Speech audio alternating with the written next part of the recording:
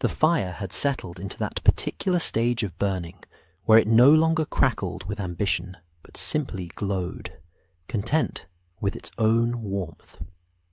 In the sitting room of 221B Baker Street, the coals pulsed a deep orange red, casting long shadows that swayed gently across the wallpaper, a pattern of fleur-de-lis that had faded over the years into something softer, like a memory of elegance, rather than elegance itself. The teapot on the side table had cooled to that perfect temperature where one could hold the cup without wincing, and the faint scent of Darjeeling mingled with the older, deeper smell of pipe tobacco that had worked its way into the upholstery, the curtains, the very bones of the room. Holmes sat in his usual chair, his long fingers resting along the neck of his violin, though he hadn't drawn the bow for several minutes. The instrument lay across his lap like a sleeping cat, and he stared into the fire with that distant expression Watson had come to recognize. Not quite boredom, not quite meditation, but something in between. Outside, rain tapped against the windows in a rhythm that was almost musical, a soft percussion that London performed every autumn evening, as reliable as the chimes from St. Marylebone Church. Watson turned a page of the evening newspaper, though he had read the same paragraph 3 times without absorbing a word of it. There was something deeply comfortable about not quite reading, about letting one's eyes drift over the print while one's mind wandered elsewhere. To dinner, perhaps, or to the way Mrs. Hudson's footsteps sounded on the stairs, a familiar cadence that meant she was coming up with more hot water or to collect the tea things, her presence as much a part of 221B as the furniture itself. But then, beneath the domestic symphony of fireglow and rain patter and distant footsteps came something that didn't belong. It was not a sound, precisely, or rather, it was the absence of a sound that should have been there, the soft knock that usually preceded Mrs. Hudson's entry, or the rattle of the letterbox downstairs when the evening post arrived. Instead, there was a faint scraping, as of paper sliding across the floorboards just beyond their door, followed by nothing at all. Watson glanced up from his newspaper. Holmes's head had tilted, just slightly, like a hawk catching the movement of something small and far below. "Did you hear that?" Watson asked, though he knew the answer already. "I did," Holmes replied, setting the violin aside with the care one might show a sleeping child. He rose from his chair in one fluid motion, crossed to the door, and opened it. The landing was empty, the gaslight in its wall sconce burning steadily, casting everything in amber. But there, just inside the threshold, lay a folded piece of paper. Not an envelope, but a single sheet, folded twice and slightly damp, as though it had been carried through the rain by someone who had not thought to protect it. Holmes bent and retrieved it, holding it up to the light. Watson joined him, and together they examined the thing. The paper was ordinary foolscap, the kind one could purchase at any stationer's for a few pence, but it bore no seal, no stamp, no indication of having passed through Her Majesty's postal system. The handwriting on the outside, just 2 words, Mr. Holmes, was shaky. The letters formed with care but little confidence, as though the writer had gripped the pen too tightly.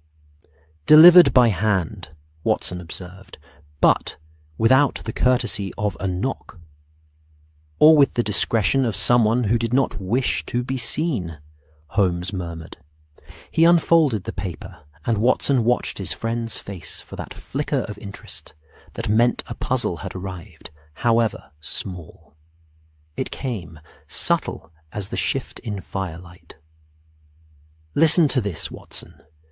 Mr. Holmes, I do not know if you concern yourself with matters that seem more fancy than fact, but I am at my wit's end. For 3 nights now, at the stroke of midnight, there has been knocking from my coal cellar. 3 knocks, slow and deliberate, then silence. My husband says it is the house settling, but houses do not settle in rhythm, and they do not settle only at midnight. I am too frightened to go down and look, and he is too proud to admit there might be something worth investigating. If you have a moment, I should very much like to speak with you. I live at number 7, Marylebone Mews, just 2 streets over. Respectfully, Mrs. E. Blackwood." Holmes lowered the paper, his eyes already distant again, but this time focused inward, sorting through possibilities. Watson found himself smiling, just a little. A knocking in a coal cellar?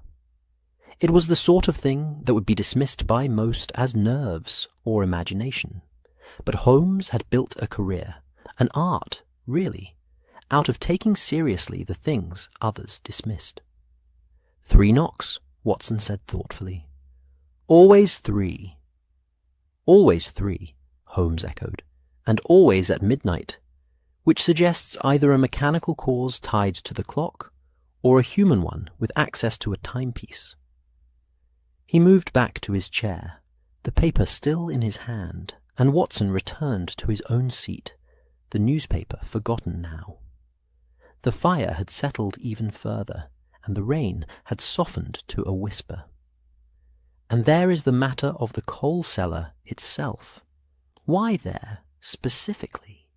Cellars are liminal spaces, Watson, beneath the home, but still part of it, dark and often forgotten. If one wished to frighten someone, a cellar would be an excellent choice. "You think it's deliberate, then?" Watson asked. "Someone trying to scare Mrs. Blackwood?" "I think," Holmes said slowly, "that 3 deliberate knocks at a precise time suggest intention, yes. But whether the intention is to frighten, to signal, or something else entirely, I cannot yet say." He glanced toward the window, where the rain traced slow lines down the glass. "Marylebone Mews is very close. We could walk there in 5 minutes, even in this weather." Watson considered. It was nearing 9 o'clock, and the warmth of the fire was difficult to leave behind. But there was also something appealing in the idea of a small mystery, a puzzle that could be picked up and examined without the weight of violence or tragedy pressing down upon it.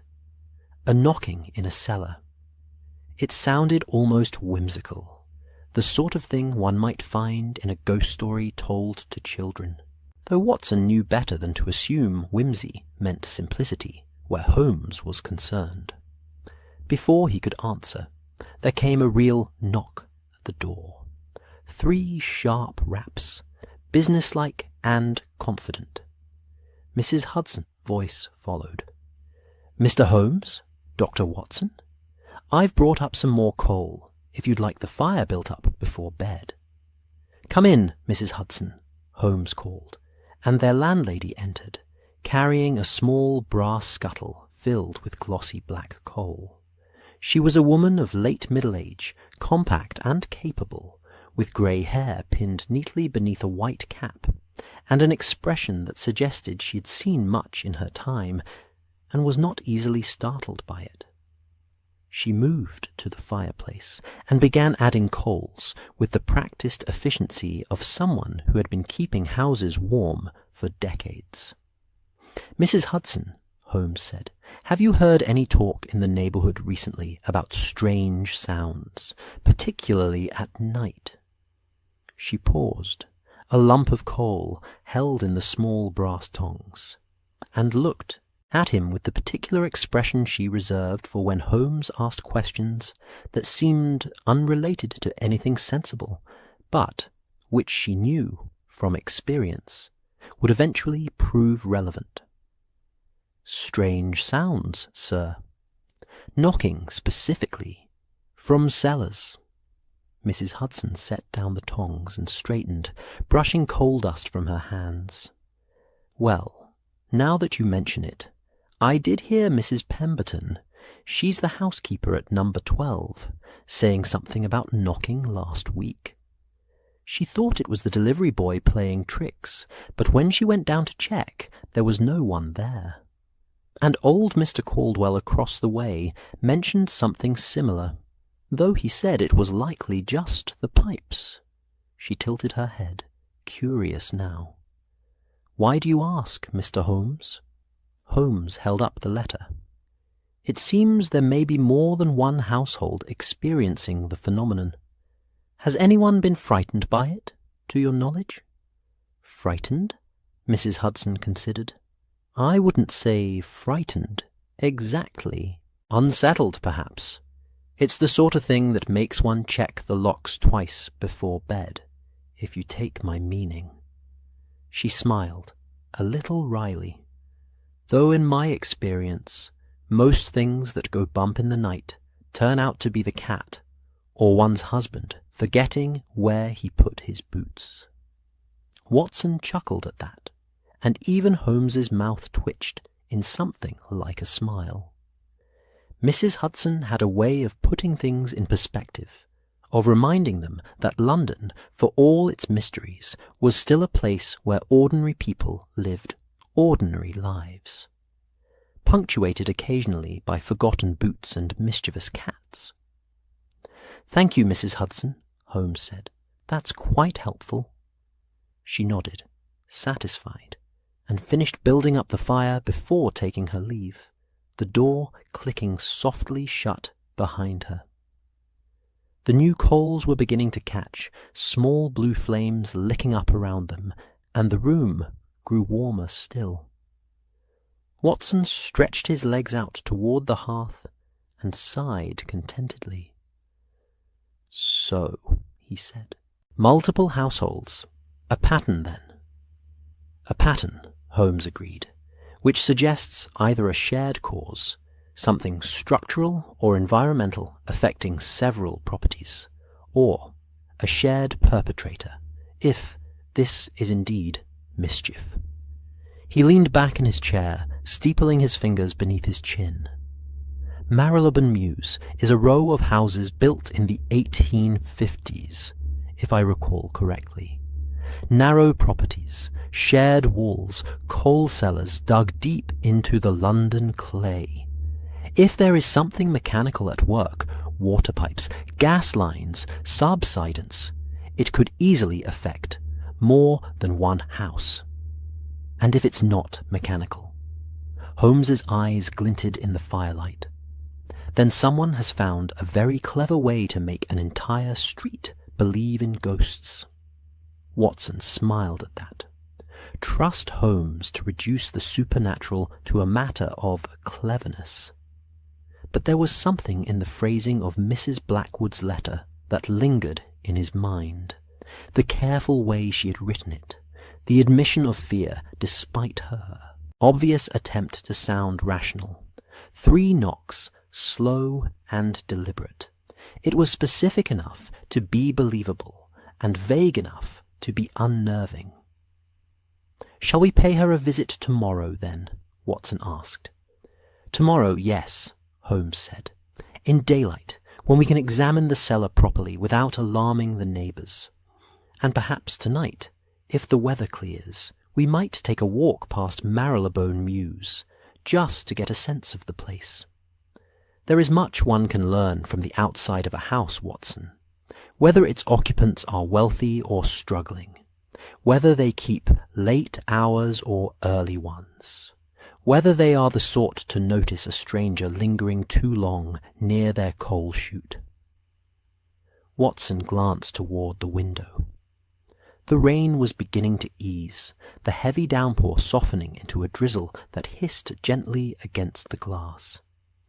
The idea of a walk through the wet streets was less appealing than staying by the fire, but there was also something companionable in the thought. Holmes and himself, moving through the fog-wrapped lanes of London, observing what others overlooked, turning the city into a book that only they knew how to read. "A walk, then," Watson said, "though I insist on a hot toddy when we return." Holmes smiled, a rare and genuine expression. Agreed. And so, as the fire burned low and the rain became mist, the two men prepared to venture out into the London night, where somewhere, in a coal cellar beneath a narrow row house, something, or someone, was knocking, patient and deliberate, 3 times at midnight, as if waiting to be let in. The morning arrived with that peculiar quality of light that only London in late autumn could produce, a pale, diffused glow that seemed to come from nowhere and everywhere at once, as though the sun had decided to remain polite and distant, rather than assertive. Fog clung to the streets in loose drifts, softening the edges of buildings and blurring the figures of early risers into suggestion rather than certainty. It was the sort of morning that encouraged quiet footsteps and hushed voices, as though the city itself were still half asleep, and ought not to be disturbed too suddenly. Watson stood at the window of 221B, watching the street below as a milk cart made its slow progress along Baker Street, the horses' hooves muffled by the fog, the bottles clinking in their crates with a gentle rhythm. Mrs. Hudson had brought up breakfast an hour earlier. Toast with marmalade, soft-boiled eggs, strong tea that steamed in the cool air, and Holmes had eaten with the distracted efficiency of a man whose mind was already elsewhere. Now he stood by the mantelpiece, consulting a small leather-bound notebook he kept for the details of London's geography, tracing a route with one long finger. "Marylebone Mews," he murmured, more to himself than to Watson. Built in 1852, originally intended for the families of railway clerks and minor tradesmen. Narrow plots, 3 stories, coal cellars extending beneath. The street level. The entire row shares a common foundation, which means subsidence in one property would likely affect its neighbours. He closed the notebook and slipped it into his coat pocket. "Shall we, Watson?" Watson drained the last of his tea, set the cup down with a soft clink, and reached for his own coat, a sturdy wool overcoat that had served him well through many such expeditions. "Lead on," he said, and together they descended the 17 steps to the street, where the fog wrapped around them like a cool, damp shawl. The walk to Marylebone Mews took them through streets Watson knew well, past the tobacconist where Holmes purchased his shag, past the corner where the chestnut seller set up his brazier on cold evenings, past the ironmonger's with its window display of locks and hinges and all the small mechanisms that kept a city functioning. The fog made everything feel closer, more intimate, as though London had drawn in upon itself. A lamplighter was making his rounds in reverse, extinguishing the gas lamps now that day had arrived, his long pole moving from lamp to lamp with practised ease. They turned onto Marylebone Mews, and Watson felt the shift immediately. The street was narrower than Baker Street, the houses pressed close together like books on a shelf, their facades identical. In that way Victorian builders favoured: red brick, white-painted sash windows, small front gardens enclosed by low iron railings. Respectable, modest, unremarkable. The sort of street where people lived quiet lives, raised children, worried about the cost of coal and the state of the roof and whether the butcher's bill had been paid on time. Number 7 was halfway down the row, indistinguishable from its neighbours, except for a brass knocker shaped like a lion's head, and a window box in which a few late geraniums still clung to life, their petals rust-red against the grey morning. Holmes paused on the pavement, his eyes moving slowly across the facade. Then down to the pavement itself, then to the narrow alley that ran along the side of the house, a servant's entrance, most likely, leading to the kitchen and the coal cellar below. "Note the subsidence," Holmes said quietly, pointing with his walking stick to a faint crack in the brick near the foundation. "And there, do you see? The mortar between the bricks is newer on the left side of the doorway than on the right. Repairs within the last year, I should say." He stepped closer, crouched slightly to examine the area near the coal chute. A small iron door set into the foundation, secured with a simple latch. No sign of forced entry. The chute has been oiled recently. You can see the sheen on the hinges. Someone maintains this house with care. Before Watson could respond, the front door opened, and a woman appeared on the threshold. She was perhaps 40, dressed in a plain grey wool dress with a white collar, her dark hair pinned up beneath a simple cap. Her face was lined with tiredness, but her eyes were sharp, watchful. Mrs. Blackwood, Watson presumed. She looked at them with a mixture of hope and wariness, the expression of someone who had written a letter in desperation and now wondered whether she had made a mistake in doing so. "Mr. Holmes?" she asked, her voice quiet but steady. Holmes straightened, removed his hat, and offered a small bow. "Mrs. Blackwood, thank you for your letter. This is my colleague, Dr. Watson. Might we come in?" She hesitated only a moment, then stepped aside, gesturing them into a narrow hallway that smelled faintly of beeswax and bread. The interior of the house was as modest as its exterior. Floral wallpaper, a coat stand, a small table with a vase of dried flowers. Through an open doorway, Watson glimpsed a sitting room with a fire burning low in the grate, an embroidery hoop resting on the arm of a chair. The house had the feel of a place kept carefully, lovingly, by people who had little but took pride in what they had. Mrs. Blackwood led them into the sitting room and offered tea, which they accepted more out of courtesy than thirst. She poured from a pot that had clearly been sitting ready, the tea strong and dark, and handed them cups with hands that trembled only slightly. When she sat, it was on the edge of her chair, as though she might need to stand and flee at any moment. "I don't know if you think me foolish," she began, her voice barely above a whisper. "My husband certainly does. But I know what I've heard, Mr. Holmes. 3 knocks, slow and deliberate, from the coal cellar, always at midnight, for 3 nights now." "Your husband is not at home?" Holmes asked gently. "He works at the railway office. He leaves early and returns late. He was here the first night it happened, and he went down to check, but he found nothing. He thinks I'm imagining it, or that it's the pipes, or the house settling." She looked down at her hands, folded tightly in her lap. "But I know the sounds my house makes, Mr. Holmes. I've lived here for 15 years. This is not a sound I recognize." Holmes leaned forward slightly, his voice calm, reassuring. "I don't think you're foolish, Mrs. Blackwood.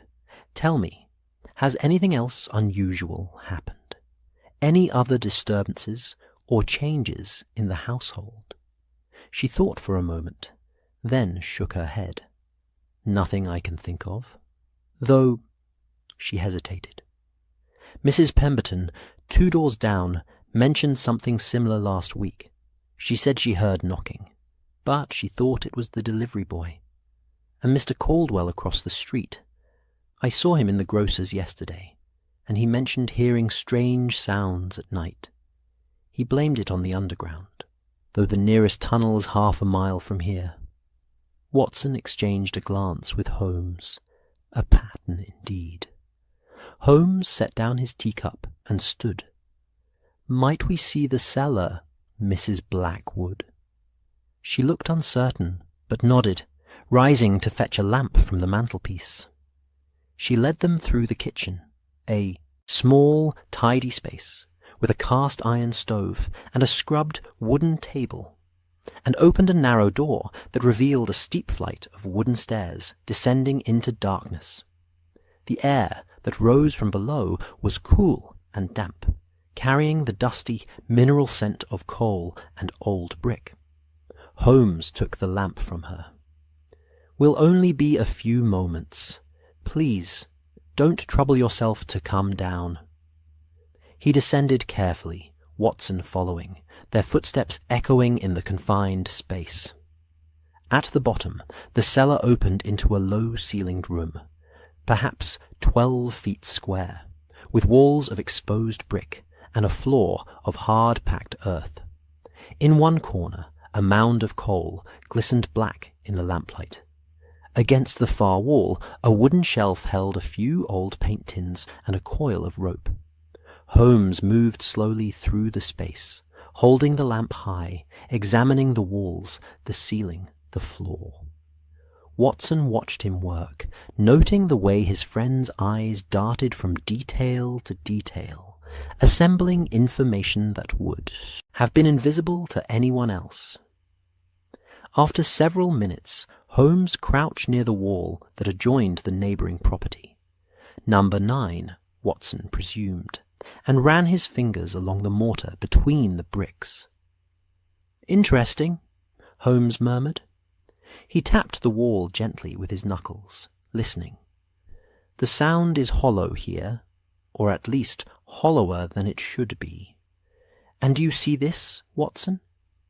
He pointed to a thin line in the mortar, barely visible, running vertically for about 2 feet. "This mortar is newer than the rest. Someone has repaired this section, and recently." Watson crouched beside him, peering at the spot. "Do you think there's something behind the wall?" "Possibly, or something that passes through it." Holmes stood, dusting off his hands. "Let's see what our neighbours have to say." They returned upstairs, where Mrs. Blackwood waited anxiously by the kitchen table. Holmes reassured her that they had found nothing immediately alarming, though he requested permission to return that evening at midnight to hear the knocking for themselves. She agreed, relief and apprehension mingling in her expression, and showed them out. On the pavement, Holmes turned to Watson with a look of quiet satisfaction. "2 more houses, I think. Mrs. Pemberton at number 12 and Mr. Caldwell across the way. Let's see if their stories align." They walked to number 12, a house nearly identical to the Blackwoods, and knocked. A housekeeper answered, a stout, middle-aged woman with flour on her apron and a no-nonsense expression. Mrs. Pemberton, presumably. Holmes introduced himself and Watson, and at the mention of strange sounds, her expression shifted from suspicion to interest. "Oh, you've heard about that, have you?" she said, wiping her hands on her apron. Come in. I'll put the kettle on." Her kitchen was warmer than Mrs. Blackwood's, the stove blazing, the air thick with the yeast and sugar smell of rising dough. She bustled about, setting out cups, slicing bread, talking all the while in the comfortable, continuous way of someone who spent much of her time alone and welcomed the chance for conversation. "It was last Tuesday night," she said, pouring boiling water into a chipped teapot. "I was just finishing up the washing, and I heard it. 3 knocks, clear as day, from down below. I thought it was the delivery boy, playing tricks, so I went down to give him a piece of my mind. But there was no one there. The coal chute was latched from the inside. The door at the top of the stairs was locked. Nothing out of place. She set the teapot on the table and sat down heavily. I told myself I'd imagined it, but then it happened again the next night. Same time, just after midnight. 3 knocks, then nothing. And since then? Holmes asked. Nothing. Not a sound. Though I'll admit, I've been sleeping lighter, listening for it. She smiled ruefully. It's a foolish thing, but once you've heard it, you can't quite forget it. Holmes asked to see her cellar as well, and she led them down into a space nearly identical to the Blackwoods.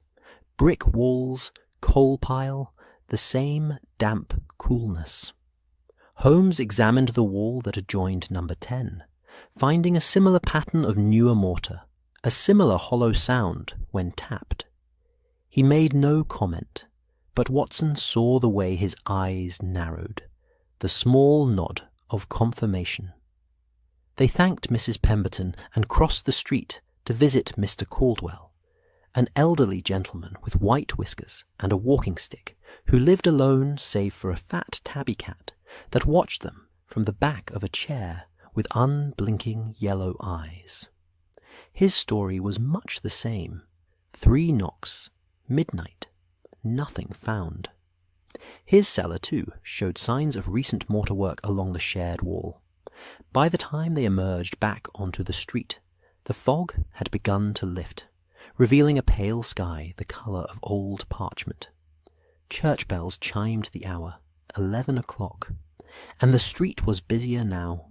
Women with shopping baskets, a chimney sweep with his brushes and soot-darkened face, a constable making his rounds with measured steps.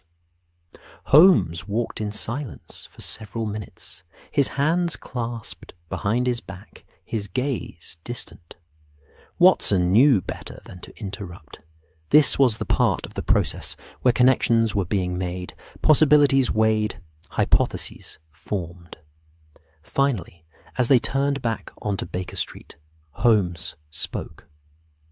3 houses, he said quietly, all reporting the same phenomenon, all with recent mortar repairs along shared walls, all with cellars at the same depth, built on the same foundation. Watson, I believe we are dealing not with a ghost, but with something far more interesting, a problem of sound, structure, and perhaps a touch of human mischief. Watson smiled. You have a theory, then? The beginning of one, Holmes replied, but theories require evidence, and evidence requires observation. Tonight, at midnight, we shall keep vigil in Mrs. Blackwood's cellar, and if the knocking comes, we shall learn what makes it speak. The afternoon had settled into that quiet lull that often comes after lunch, when London seems to pause and gather its breath before the evening's activities begin. Watson sat in his chair at 221B, a medical journal open on his lap, though his eyes kept drifting to the window, where pale sunlight struggled through the thinning fog. Holmes was at his chemistry table, bent over a series of test tubes, occasionally adding a drop of this or that, watching the colours change with the absorbed interest of a child with a new toy. The knock at the door, when it came, was sharp and urgent, not Mrs. Hudson's familiar rap, but something more insistent. Both men looked up. Before either could speak, the door burst open, and Inspector Lestrade stood on the threshold, his face flushed, his breath coming quickly, as though he had run up the stairs. "Holmes," he said without preamble, "I need you at Marylebone Mews, now." Holmes set down his pipette carefully, his expression shifting from curiosity to attention. "What's happened?" "A death," Lestrade said grimly. "Mr. Edmund Grimsby, number 9 Marylebone Mews, found at the bottom of his coal cellar stairs an hour ago. The cellar door was locked from the outside, no sign of forced entry, and the man's skull is cracked open. His wife says he'd been obsessed with sounds in the night. Knocking, she said. 3 knocks from the cellar. Lestrade's eyes moved between Holmes and Watson.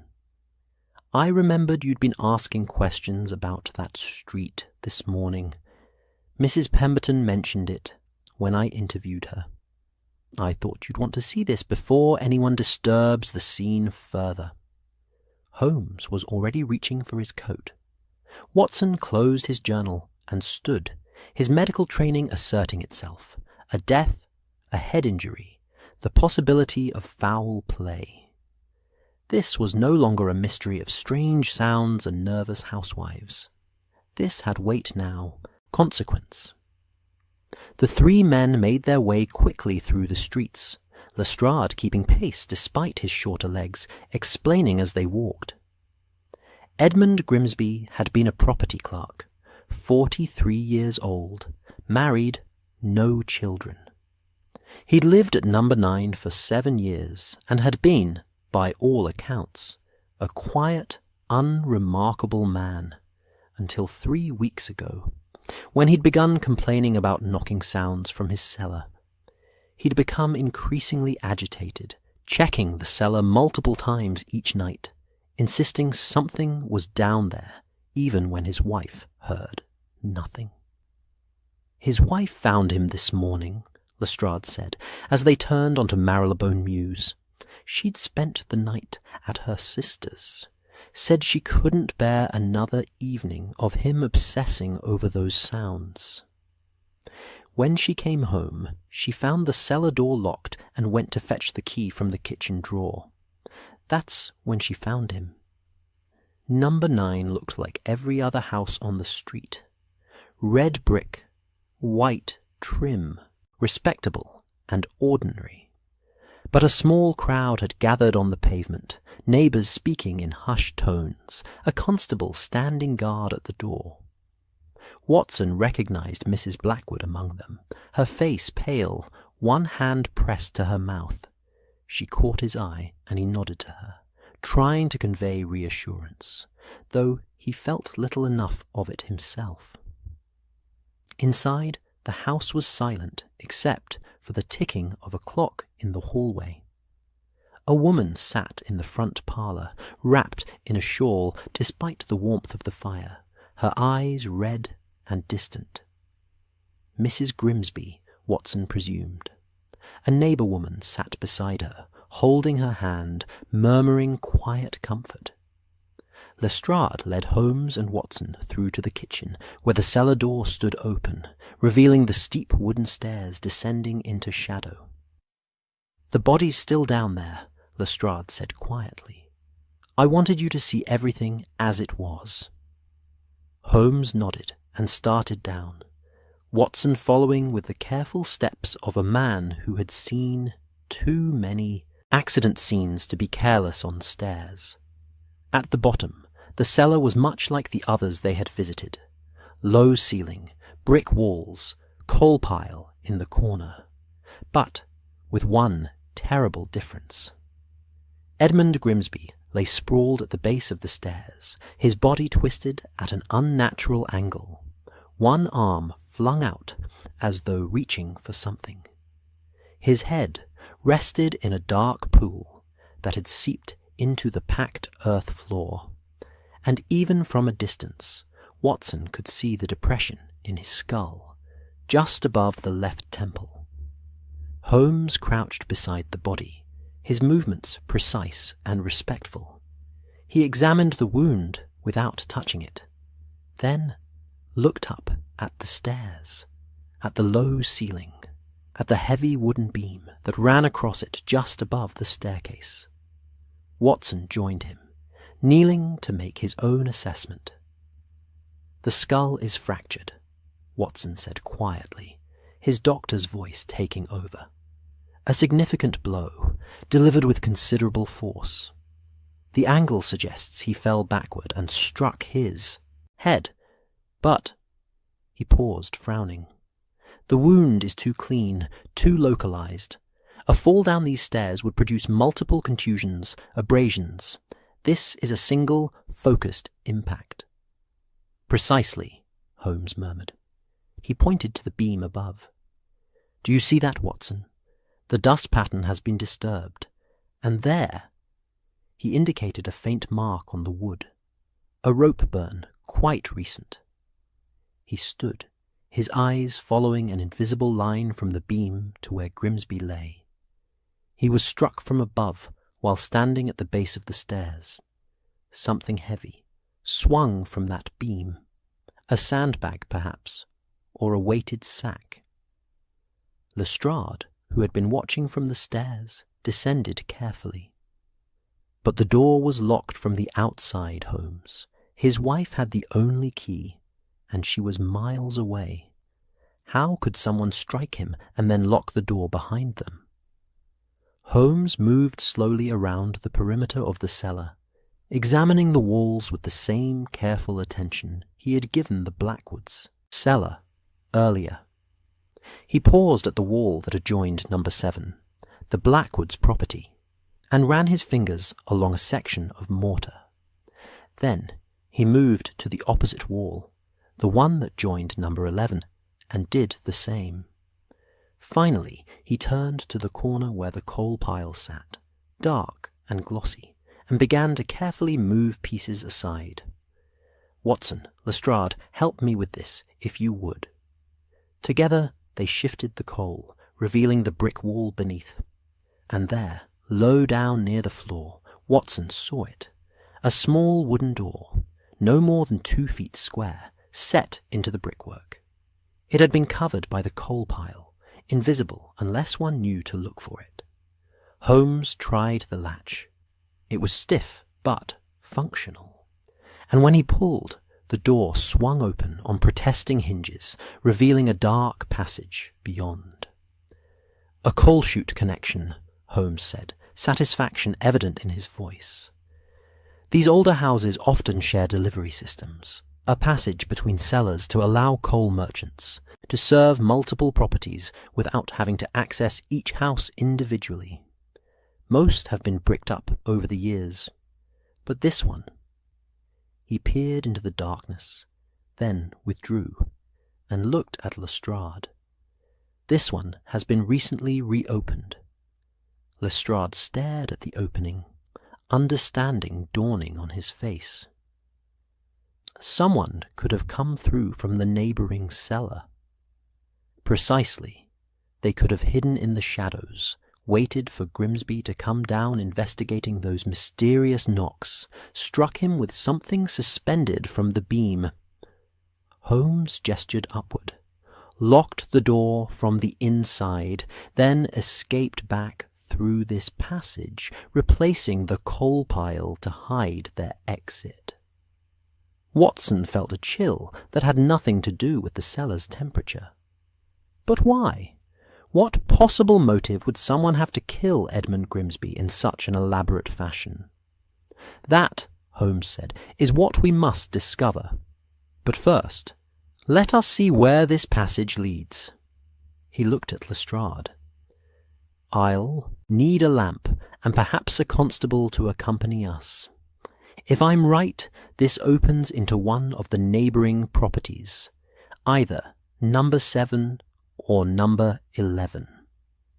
Lestrade nodded and went to fetch what was needed. While they waited, Watson looked down at Grimsby's body, at the man who had heard knocking in the night, and had been driven by curiosity or frustration to investigate one time too many. There was something deeply sad about it, something that made Watson think of all the small tragedies that unfolded in London's ordinary houses, behind respectable facades, while the city went about its business outside. Holmes must have sensed his mood, because he placed a hand briefly on Watson's shoulder. "We will find who did this," he said quietly, "and we will understand why. That much, at least, we can give him." Lestrade returned with a lamp and a young constable, who looked simultaneously eager and nervous. Holmes took the lamp and entered the passage, moving in a crouch, the rest of them following. The passage was narrow, barely wide enough for a man to pass through, and it smelled of damp and coal dust and something else, a faint scent that Watson couldn't quite place. They moved perhaps 20 feet, the passage angling slightly, and then Holmes stopped. Ahead, another wooden door, this one newer than the first, with fresh hinges that gleamed in the lamplight. Holmes tried the latch. It opened easily, and they emerged into another cellar. This one cleaner, more organized, with the coal neatly stacked and tools hanging from hooks on the wall. "Number 11, Holmes said, looking around. "Which belongs to—" He turned to Lestrade. "A Mr. Clarence Stubbs," Lestrade said, consulting his notebook. "Moved in about 6 months ago. Keeps to himself, from what I've gathered. Retired clerk of some sort." Holmes's eyes narrowed. "Interesting timing. Let us pay Mr. Stubbs a visit, shall we?" They climbed the stairs from Stubbs's cellar and emerged into a kitchen that was surprisingly sparse, a table, a few chairs, almost no personal touches. The house felt temporary, as though its occupant had not quite committed to living there. They found Stubbs in the front parlour, a thin man in his 50s with greying hair and spectacles, reading a newspaper by the window. He looked up in alarm as 4 men entered his sitting room. "Mr. Stubbs," Lestrade said, producing his warrant card. "Inspector Lestrade, Scotland Yard. I'm afraid we need to ask you some questions about your neighbour, Mr. Grimsby." Stubbs set down his newspaper with shaking hands. "Grimsby? What's happened?" "He's dead, sir. Found in his cellar this morning. We've just discovered that there's a passage connecting your cellar to his. Were you aware of that?" The colour drained from Stubbs's face. "A passage? No, I had no idea. I've only lived here 6 months. I've barely been down to the cellar except to store a few things." Holmes stepped forward, his gaze steady and penetrating. "Mr. Stubbs, might I ask what brought you to Marylebone Mews? It's a quiet street, somewhat out of the way. What made you choose this particular house?" Stubbs's eyes darted between them, and Watson saw the calculation there, the weighing of options. Finally, he seemed to deflate. "I needed something affordable," he said quietly. "After my wife died, I couldn't afford our old place. This was within my means." It was a reasonable answer, but Watson noticed Holmes filing it away with that particular expression that meant he didn't quite believe it. Or rather, that he believed there was more to the story than had been told. They questioned Stubbs for another 20 minutes, but he claimed to know nothing about the passage, nothing about any knocking sounds, and to have barely spoken to Grimsby beyond a polite greeting in the street. Finally, Lestrade indicated they should go, though he left the young constable posted outside Stubbs's door with instructions to note anyone who came or went. Outside, the afternoon had grown darker, clouds gathering overhead with the promise of rain. Holmes stood on the pavement, staring up at the row of houses, his mind clearly racing through possibilities. "Well," Lestrade asked, "what do you think?" "I think," Holmes said slowly, "that someone has gone to considerable trouble to engineer fear on this street. And I think that Edmund Grimsby's death is not an accident or an act of random violence, but a calculated murder designed to look like something else entirely. But why? What could someone possibly gain from terrorizing an entire street and then killing one of its residents?" He shook his head. We're missing something, Lestrade. Some piece that ties this all together. And until we find it, I fear we're no closer to understanding than we were this morning. But Watson, looking at his friend's face, saw the glint of determination there, and knew that Holmes would not rest until every piece had been found and fitted into place. The evening had drawn in with that particular swiftness that comes in late autumn, when daylight seems to give up early and surrender to the long dark. Back at 221B, Holmes had spent the remainder of the afternoon in what Watson had come to recognize as his thinking position, sprawled in his armchair, eyes closed, fingers steepled beneath his chin, utterly motionless except for the occasional twitch of an eyebrow that indicated some new connection had been made in the intricate web of his thoughts. Watson had left him to it, occupying himself with correspondence and his medical journals. But his mind kept returning to the image of Edmund Grimsby lying at the bottom of those cellar stairs, his skull fractured, his obsession with mysterious sounds having led him to a terrible end. There was something deeply unsettling about it, not just the violence of the death, but the calculated nature of it, the patience required to engineer such an elaborate trap. As darkness fell completely, Mrs. Hudson brought up their dinner, a shepherd's pie still steaming from the oven, with bread and butter and a pot of strong tea. The smell seemed to rouse Holmes from his meditation, and he sat up, blinking, as though surprised to find the day gone. "What time is it, Watson?" he asked. Watson consulted his pocket watch. "Nearly 8 o'clock. We're due at the Blackwoods at midnight, if you still intend to keep that vigil."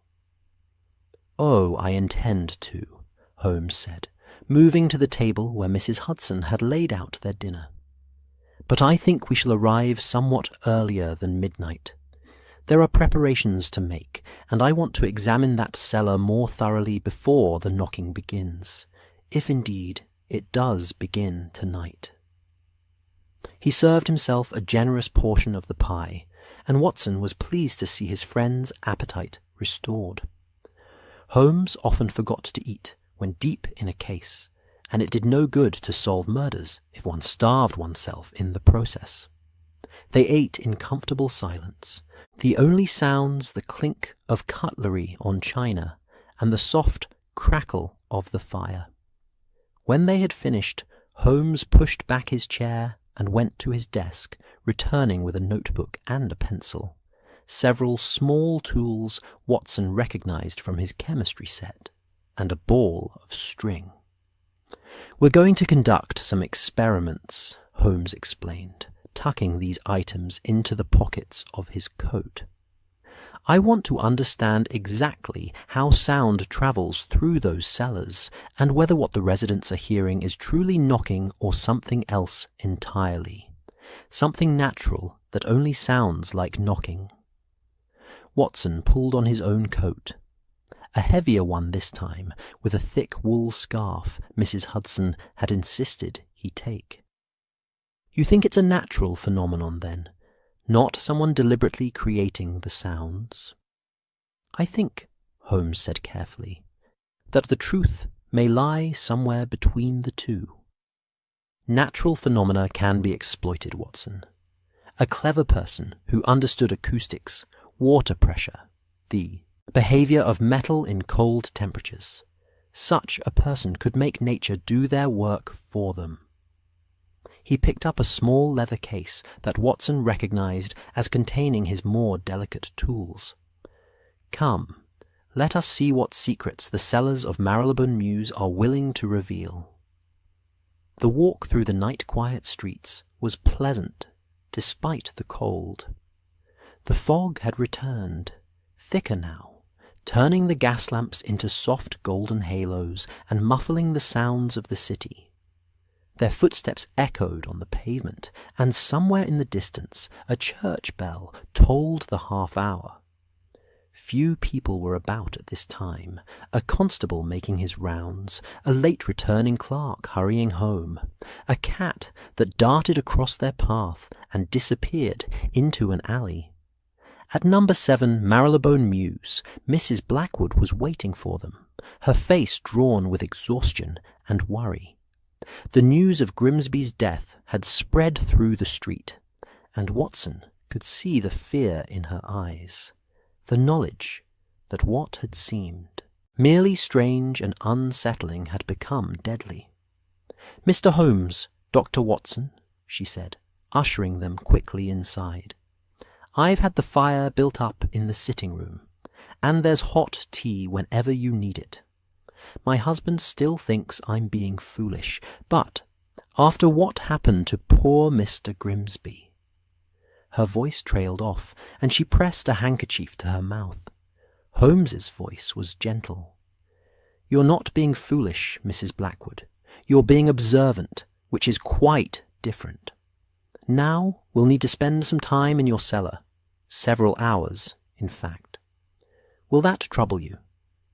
She shook her head quickly. No. Do whatever you need to do. I just want this to stop. I want to feel safe in my own home again." She provided them with 2 oil lamps, a thick blanket, and insisted that Watson take a cushion from one of the chairs. "The floor down there is hard as stone," she said. "You'll be grateful for it after an hour." She also brought down a large thermos of tea and 2 tin cups, along with a packet of biscuits wrapped in brown paper. It was the sort of practical kindness that Watson had come to associate with the women of London's respectable neighbourhoods, people who might not have much, but who shared what they had with grace. The cellar, when they descended, was much as Watson remembered from their earlier visit. Cold, smelling of coal and damp earth, the brick walls pressing close.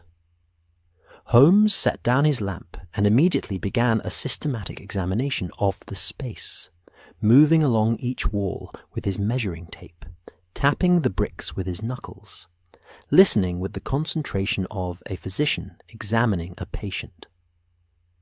Watson settled himself on the bottom step with the cushion and the blanket, content to watch his friend work. There was something almost meditative about it. The careful attention Holmes paid to every detail, the way his long fingers traced patterns in the mortar, the soft muttering as he made notes in his book. After perhaps 20 minutes, Holmes paused at the wall that adjoined number 9, Grimsby's property, and called Watson over. "Listen," he said, and rapped sharply on the wall 3 times. The sound echoed hollowly, and a moment later, very faintly, they heard an answering sound. Not quite an echo, but something similar, as though the wall itself were reverberating with the impact. "The wall is acting as a conductor," Holmes explained. "Sound travels through solid matter more efficiently than through air. A sharp impact on one side can be felt on the other, especially if the mortar is old or if there are gaps in the structure."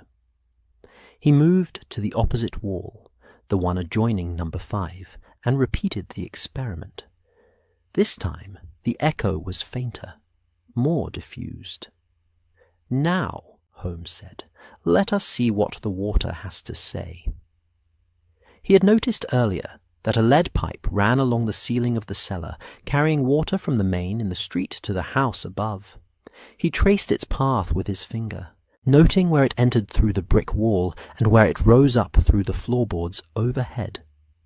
Then he produced from his pocket a small stethoscope, the sort doctors use for listening to hearts and lungs, and pressed it against the pipe. "Remarkable," he murmured after a moment. "The pressure fluctuates quite noticeably. There's a distinct pulse to it, almost rhythmic." He handed the stethoscope to Watson. "Here, listen for yourself."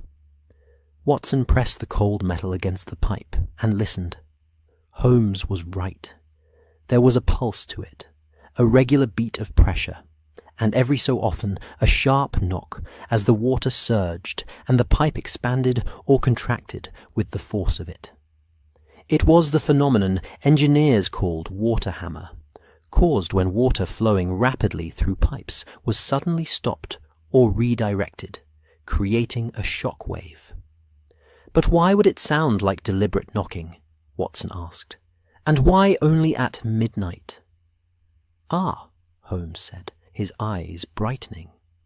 "That's the question, isn't it? Let us consider the timing. Midnight is when most households have finished their evening routines. The last washing up is done, the last bath drawn, the last chamber pot emptied. The water main experiences a sudden drop in demand, and the pressure equalizes with a surge. That surge causes the pipes to knock, but not just randomly.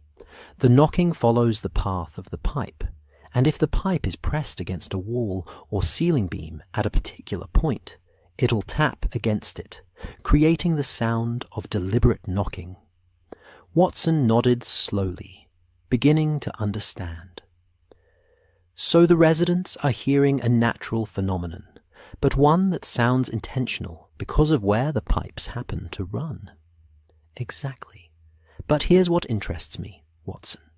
This phenomenon would affect every house on the street, yet only certain households report hearing it. Why? Because in those houses something has changed recently. Look here." He pointed to where the pipe ran close to the brick wall.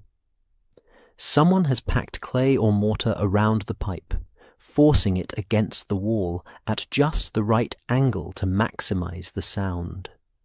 And do you recall the newer mortar we saw in the walls?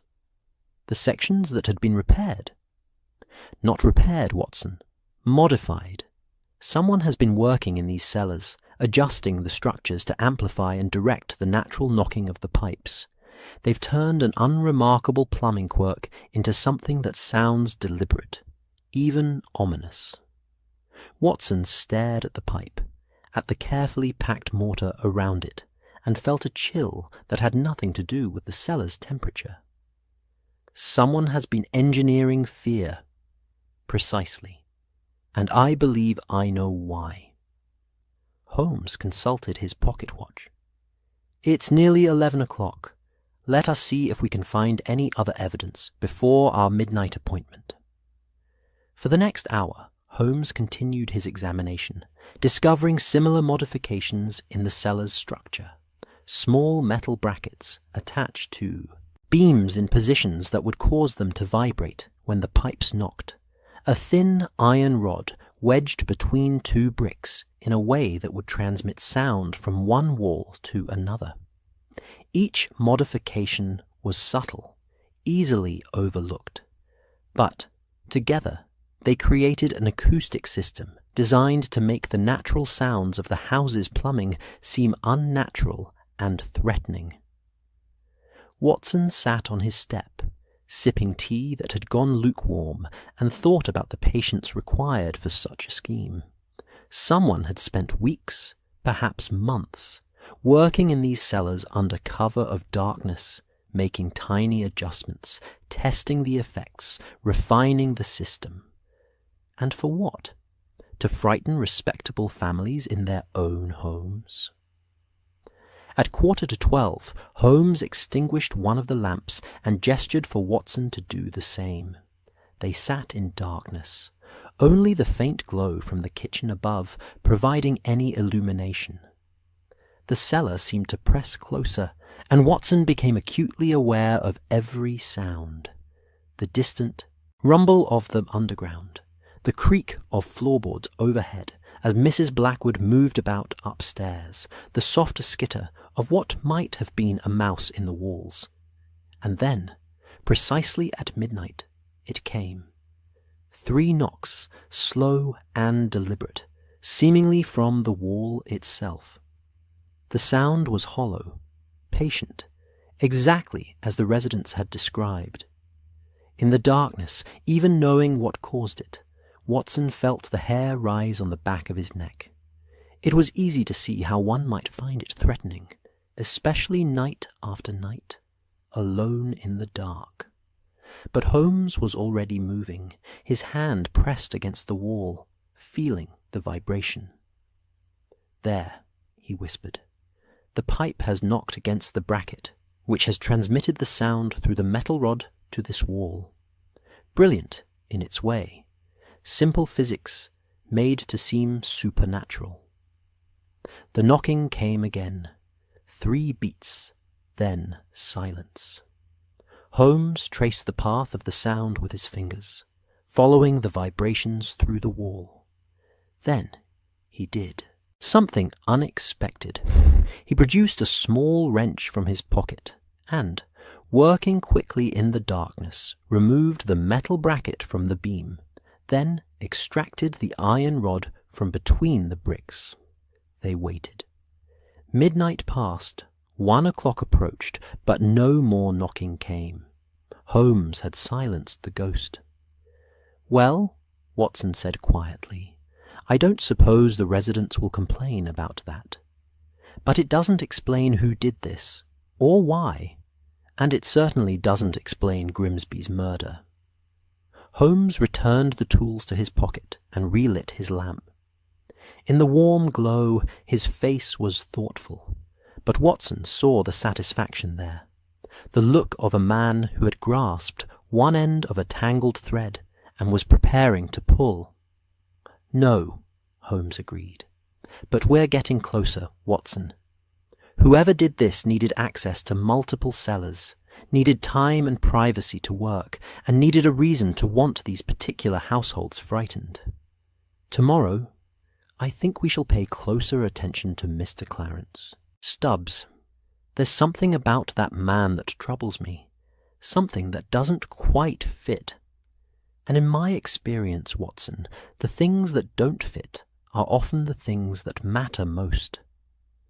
They climbed the stairs back into warmth and light, where Mrs. Blackwood waited anxiously.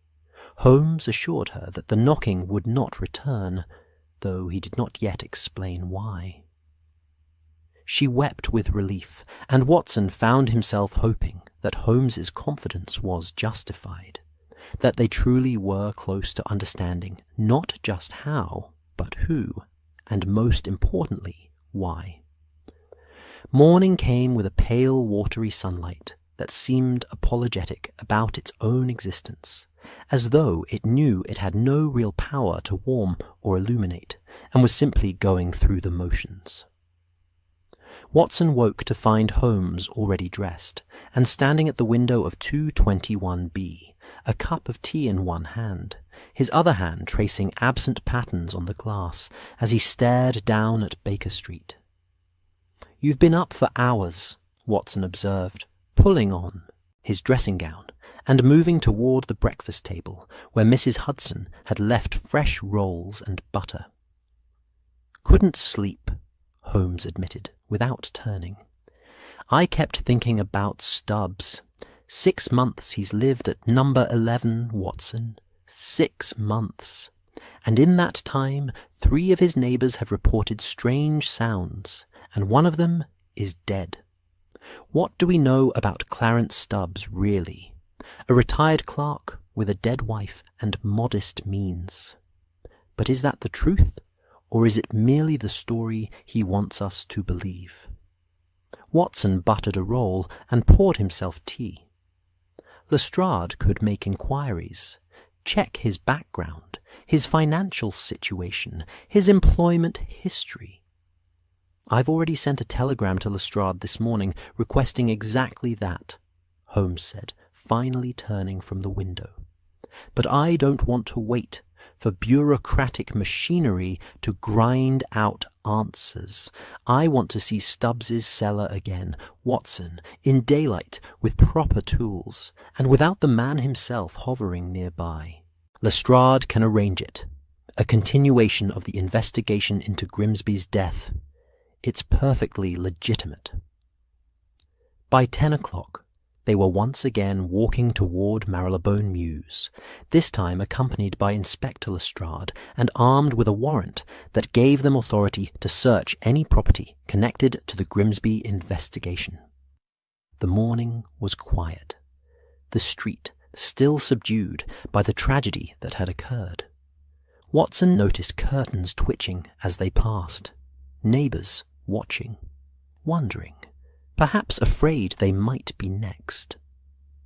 At number 11, Stubbs answered the door himself, his face drawn and anxious. He had the look of a man who had not slept well, and when Lestrade presented the warrant, he seemed more resigned than surprised. "I have nothing to hide," he said quietly, stepping aside to let them enter.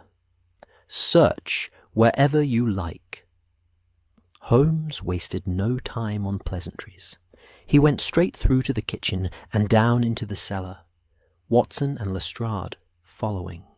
In the grey daylight that filtered through a small window set high in the foundation, the cellar looked ordinary enough.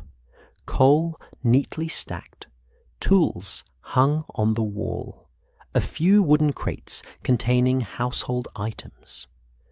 But Holmes moved with purpose, heading directly to the wall where they had discovered the passage the previous day. He began removing coal from the pile, piece by piece, until the small wooden door was once again visible. Then he examined the frame carefully, running his fingers along the edges, testing the hinges. "This door has been opened and closed many times recently," he observed. "The hinges have been oiled. You can see the sheen on the metal. And look here, Watson. Marks in the coal dust, footprints leading to and from this spot." Lestrade crouched beside him, examining the marks. "Someone's been using this passage regularly." "Indeed." Holmes opened the door and crawled through into the passage beyond, his lamp held before him. Watson followed more carefully, mindful of his shoulder and the confined space. The passage smelled of damp and old brick, and Watson could feel the weight of the houses above pressing down. After 20 feet, they emerged into Grimsby's cellar, now empty of its tragic occupant, though the dark stain on the floor remained as a grim reminder. But Holmes was not interested in the main cellar. He was examining the passage entrance on this side, and what he found made him pause. "Watson, bring the lamp closer." In the brighter light, Watson saw what had caught his friend's attention: a length of rope, coiled and tucked into a crevice beside the door, and beside it a canvas bag, heavy and stained with coal dust. Holmes lifted the bag carefully. It was weighted with sand, and when he turned it over, Watson saw the dark stain on one side, not coal dust, but blood. "The murder weapon," Holmes said softly, "hidden here, waiting to be disposed of properly when the furor died down." He handed it to Lestrade, who received it with grim satisfaction. "That's evidence enough to arrest Stubbs," Lestrade said. "Perhaps," Holmes replied, "but I want to understand the full picture before we act. Let's see what else we can find." They returned through the passage to Stubbs's cellar, and this time Holmes began a systematic search of the entire space. He examined every tool on the wall, every crate, every corner, and finally, in a wooden box tucked behind the coal pile, he found what he was looking for: a collection of thin metal rods, each about 3 feet long, several with one end filed to a point, and a small hand drill with bits designed for masonry work. "The tools of his trade," Holmes said, holding up one of the rods. "These were threaded through the walls between properties, Watson, positioned just so they would tap against the brick when the water pressure changed, creating the knocking sounds. simple, effective, and nearly impossible to detect unless one knew exactly what to look for. He set the rod down carefully. "Let us confront Mr. Stubbs with what we've found." They climbed back upstairs to find Stubbs sitting at his kitchen table, his hands folded in front of him, staring at nothing. When they entered, he looked up with the expression of a man who had been expecting this moment and had already accepted what it meant. Holmes laid the metal rods on the table between them. "Mr. Stubbs, I believe you owe us an explanation." For a long moment Stubbs said nothing. Then he sighed, a deep, weary sound. "I suppose it doesn't matter now," he said quietly. "Yes, I did it. The knocking, the passage, all of it. But I never meant for anyone to die. You have to believe that." "Start at the beginning," Holmes said, his voice neither harsh nor gentle, simply expectant. Stubbs rubbed his face with both hands. "My wife died 2 years ago. Cancer. The medical bills bankrupted us. I lost our home, lost everything. I was desperate, Mr. Holmes. I needed money, needed security for my old age. And then I heard about a property speculation scheme. Someone was buying up houses in neighborhoods where prices were depressed, holding them for a few years, then selling when the area improved. It seemed like a way to build something back up, to have a future again. "So you came to Marylebone Mews," Watson said. "I came here because the houses were affordable and because I saw an opportunity.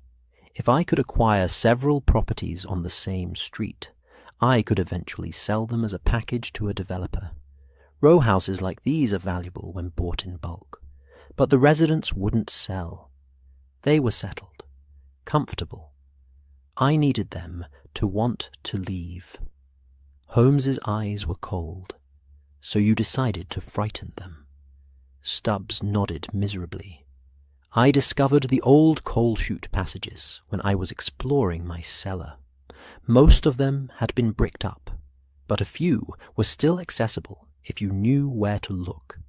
I realized I could move between the houses unseen. And then I noticed the water, pipes, the way they knocked when the pressure changed. It gave me an idea." He looked down at his hands.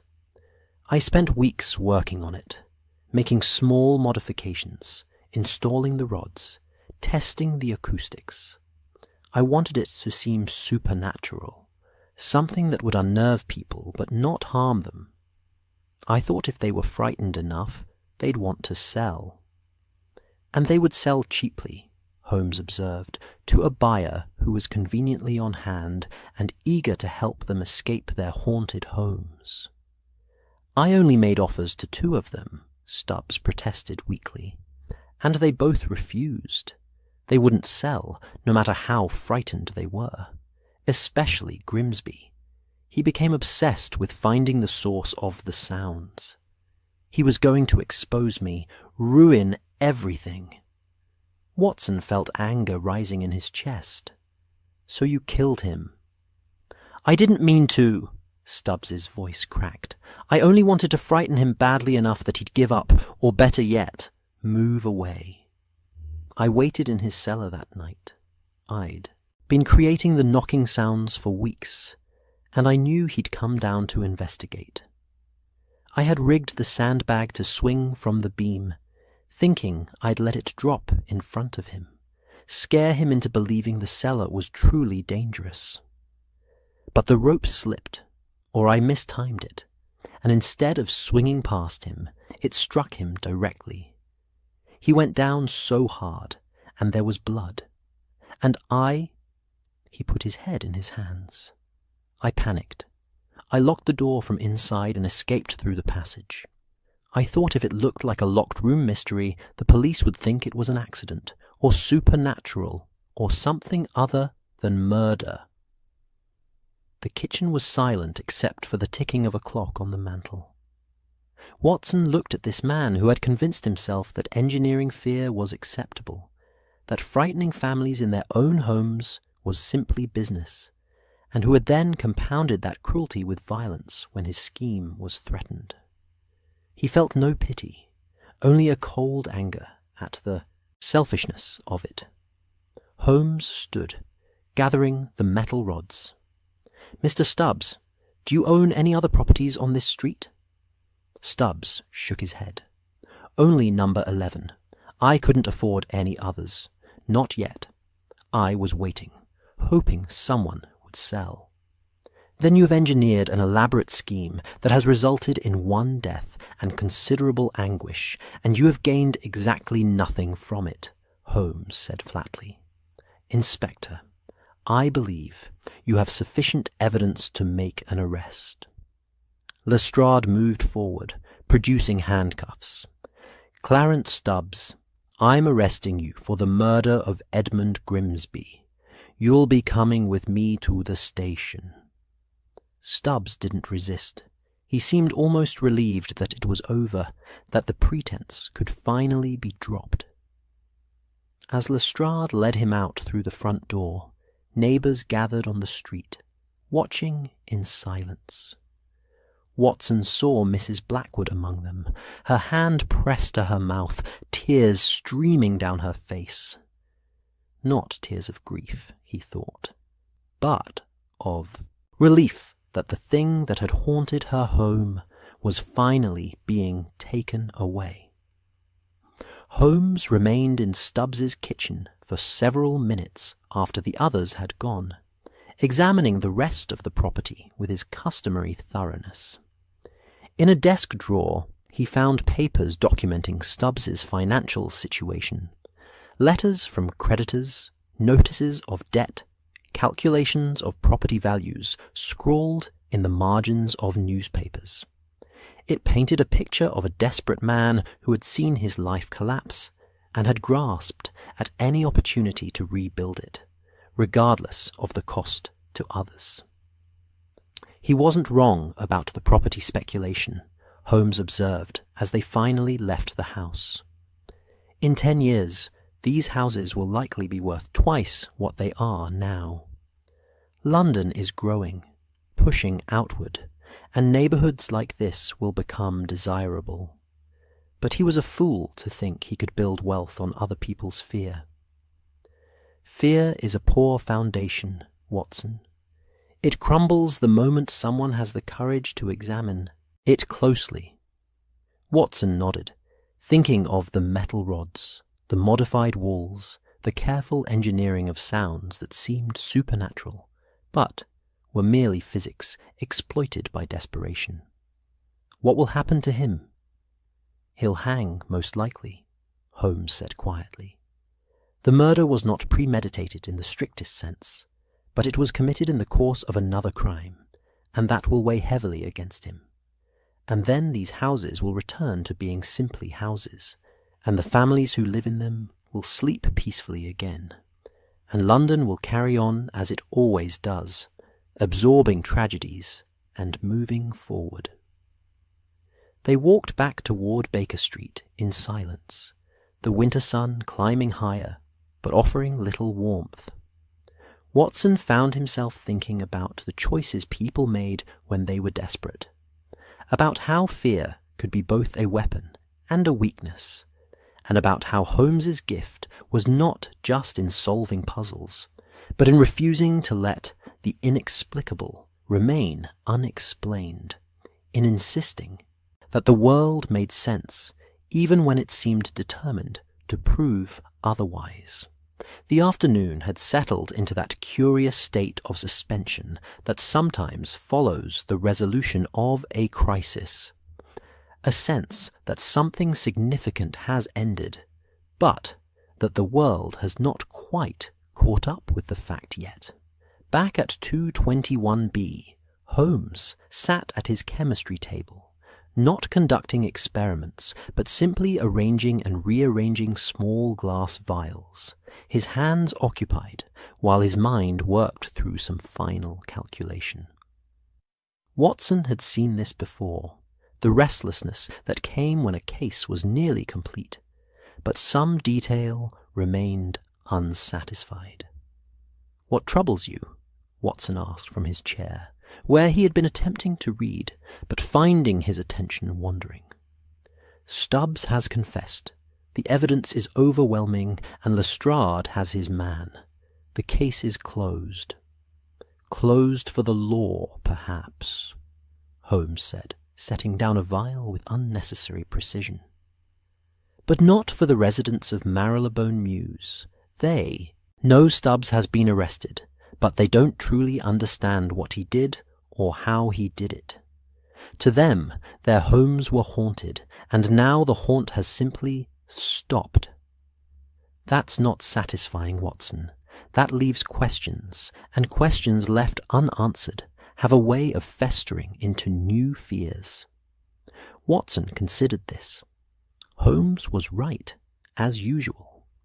Mrs. Blackwood and her neighbours deserved more than simply being told their fears had been manufactured. They deserved to understand, to see the mechanism laid bare, to have the supernatural rendered mundane and therefore powerless. "You want to show them," Watson said. "I want them to see," Holmes corrected. "There's a difference. Inspector Lestrade has agreed to arrange a gathering tomorrow evening.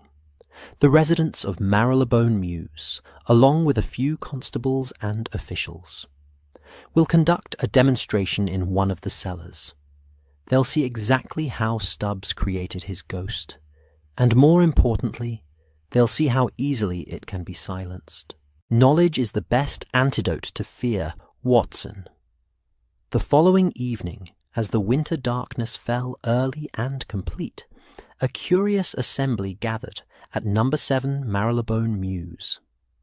Mrs. Blackwood had graciously offered her home for the demonstration, though Watson could see the anxiety in her face as she admitted them. Holmes, Watson, Lestrade, and nearly a dozen neighbours who had heard about the gathering, and come with a mixture of curiosity and apprehension. Mrs. Pemberton was there, her formidable presence somehow reassuring. Mr. Caldwell had come leaning on his walking stick, the fat tabby cat left at home for once. Others Watson didn't recognize filled the small sitting room, their faces reflecting the light of the fire and the oil lamps Mrs. Blackwood had lit throughout the house. Holmes stood in the centre of the room, waiting patiently for everyone to settle. He had brought with him several items wrapped in cloth, which now rested on a side table. When the murmuring finally subsided and all eyes were on him, he began. "Ladies and gentlemen," he said, his voice carrying easily in the quiet room, "you have all experienced something deeply unsettling in recent weeks. Sounds in the night, knocking from your cellars, the sense that your homes harboured something inexplicable and possibly malevolent. One of your neighbours, Mr. Grimsby, lost his life because of these sounds. You deserve to understand what happened, and more importantly, you deserve to see that your homes are yours again, free from any haunting." He paused, letting this settle, then continued. "What you experienced was not supernatural. It was engineered, deliberately and methodically, by Mr. Clarence Stubbs. But he did not create these sounds from nothing.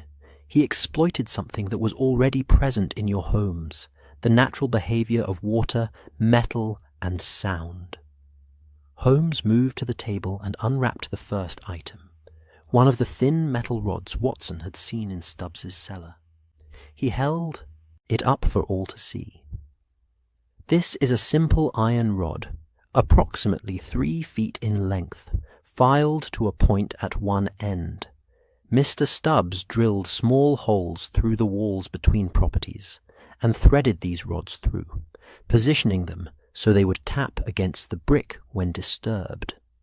He demonstrated by tapping the rod against the table, producing a hollow knock that made several people in the room flinch." "But what disturbed them?" an elderly gentleman asked.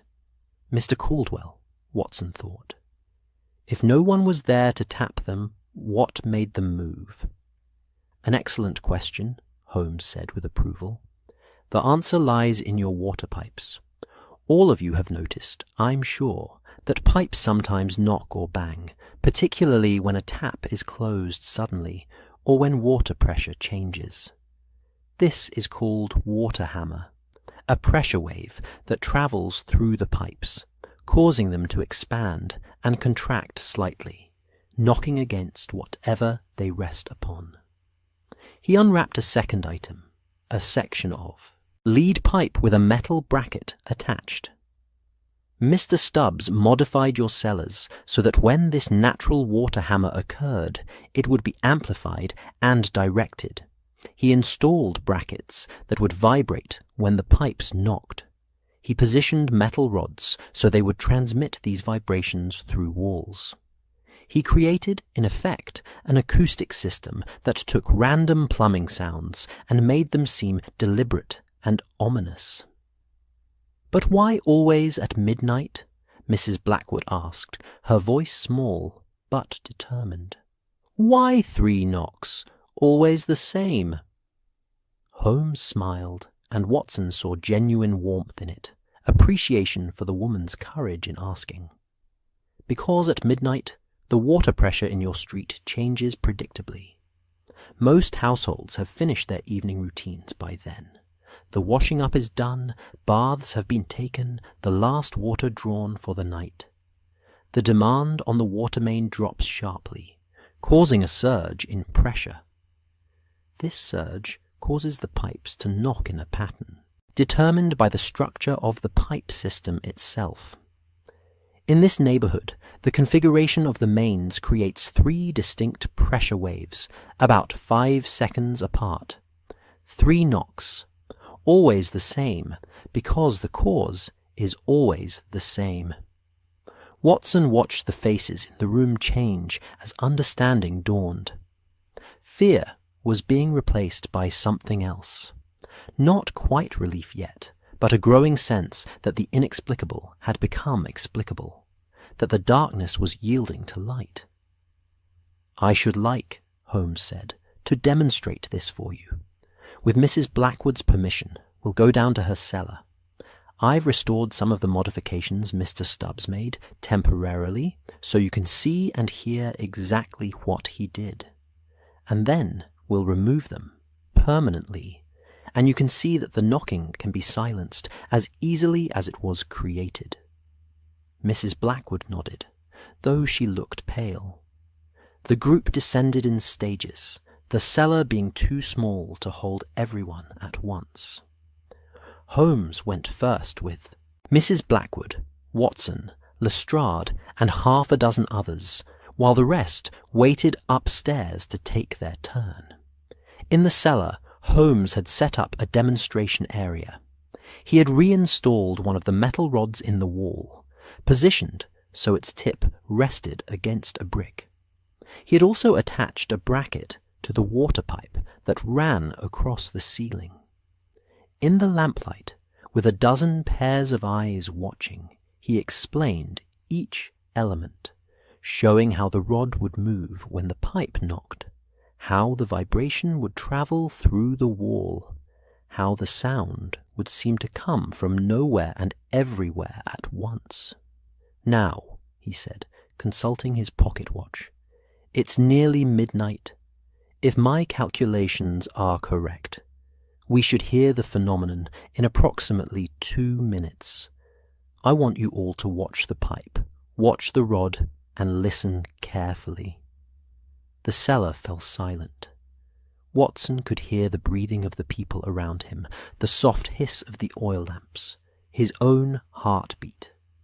The seconds stretched out, taut, with anticipation. And then, precisely as Holmes had predicted, it came, a sharp knock from the pipe as the water pressure surged. The bracket vibrated, the metal rod trembled and tapped against the brick, and the sound echoed through the cellar with that same hollow, deliberate quality that had frightened these people for weeks. But this time, with the mechanism visible, with Holmes's explanation fresh in their minds. The sound had lost its power. Watson saw understanding spread across the faces around him, saw fear transform into something almost like sheepish relief. The knocking came again, once, twice, 3 times, then faded into silence. "There," Holmes said quietly. "Your ghost, ladies and gentlemen. Nothing more than water and metal and the predictable behavior of physical forces. Now, if you'll permit me." He produced a wrench from his coat and, with quick, efficient movements, removed the bracket from the pipe and extracted the rod from the wall. He held them up, one in each hand, and with these removed, your ghost is banished. They waited. Midnight passed. 1 minute, 2, 5. No more knocking came. The cellar was simply a cellar again, cold, dusty, filled with coal and the ordinary detritus of household life, but no longer mysterious, no longer threatening. Mrs. Pemberton, who had watched the entire demonstration with her arms crossed and her expression skeptical, now allowed herself a small smile. "Well," she said, her voice carrying clearly, "I feel rather foolish for having been frightened by a bit of plumbing. But I suppose that's the point, isn't it? We were meant to feel foolish, or frightened, or both." "You were meant to feel uncertain," Holmes corrected gently. "And there's no shame in that. Mr. Stubbs exploited your trust in your own senses, your natural inclination to find patterns and assign meaning to them. He was, in his way, quite clever. But cleverness employed for cruel purposes is still cruelty." The group climbed back, upstairs, where the waiting neighbors were eager to hear what they had seen. The demonstration was repeated with the second group, with the same result: fascination replacing fear, understanding banishing mystery. By the time everyone had seen the cellar and heard the explanation, the mood in Mrs. Blackwood's sitting room had shifted entirely. People were talking animatedly, some with relief, some with anger at having been manipulated, but all with the vigor of those who had faced something frightening and come through it intact. Mrs. Blackwood moved through her sitting room, offering tea and biscuits, her movements lighter now, her face less drawn. When she reached Holmes, she took his hand in both of hers. "Thank you," she said simply, "not just for solving it, but for showing us, for not letting us remain afraid of something we couldn't name." Holmes looked uncomfortable with the gratitude, as he always did, but he nodded. "Your home is yours again, Mrs. Blackwood. Sleep well." The gathering began to disperse. Lestrade pulled Holmes aside. "That was well done," he said quietly. "Not strictly necessary for the prosecution. We have Stubbs's confession and the evidence, but well done nonetheless." "Justice isn't only about prosecution, Inspector," Holmes replied.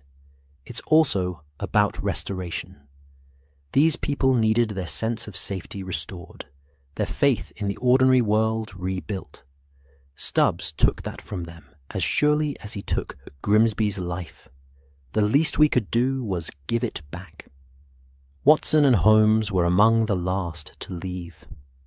As they stepped out into the cold night air, Watson looked back at number 7, at the warm light spilling from its windows, at the shadows of people visible inside, talking and laughing with the animation of those who had been granted an unexpected reprieve.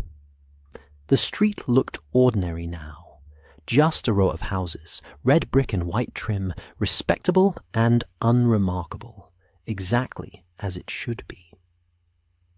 "You gave them a gift tonight," Watson said as they walked toward Baker Street. Holmes shrugged, but Watson saw the small smile. I gave them the truth, Watson, which is sometimes the best gift one can offer. The truth and the knowledge that the world, for all its mysteries, operates by rules that can be understood. There's comfort in that, I think. The idea that nothing is truly inexplicable, that every mystery has a solution waiting to be found. Even the mystery of human nature, Watson asked, of why a desperate man would choose to harm others rather than seek honest help. Holmes was quiet for a moment. Perhaps especially that, he said finally. Though I confess, Watson, that's one mystery I find less satisfying to solve. Give me a locked room or an impossible crime any day over the question of why people choose cruelty when kindness would serve them better. At least with locked rooms, the answer is always logical. They walked the rest of the way in companionable silence, the fog softening the gas lamps, into golden spheres, London settling into its nighttime rhythms around them. And behind them, in Marylebone Mews, families went to bed with the lights extinguished and the doors locked and the cellars silent, their homes finally, peacefully, their own again. The days that followed the demonstration at Marylebone Mews carried with them a quality of gentle resolution, like the final notes of a melody fading into silence, not abrupt, but gradual, allowing the listener to adjust to the return of quiet. London carried on as it always did, indifferent to the small dramas that unfolded within its countless houses. But for those who had lived through the mystery of the coal cellar knocking, the world had shifted slightly, become more comprehensible, less prone to harbouring inexplicable terrors. Watson found himself thinking about this as he sat in his customary chair at 221B on a grey afternoon 3 days after the demonstration. The fire burned steadily in the grate, casting its warm light across the familiar room, the shelves crowded with books and chemical apparatus, the Persian slipper where Holmes kept his tobacco, the violin resting in its case by the window, the stack of newspapers that Mrs. Hudson had brought up that morning, and which neither man had yet bothered to read. There was something deeply satisfying about the ordinariness of it all, the way the room simply existed without drama or mystery, offering comfort through its very familiarity. Holmes sat across from him, engaged in what appeared to be a letter, his pen moving with unusual care across the paper, pausing occasionally as he searched for the right phrase. Watson had learned not to interrupt during these moments.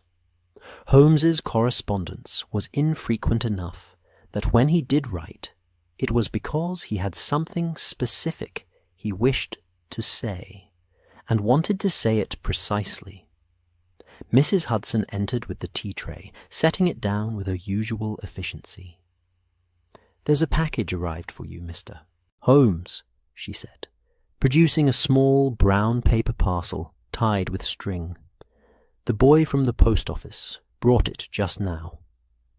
Holmes set down his pen and accepted the package, examining the handwriting on the wrapper. A smile crossed his face, brief but genuine.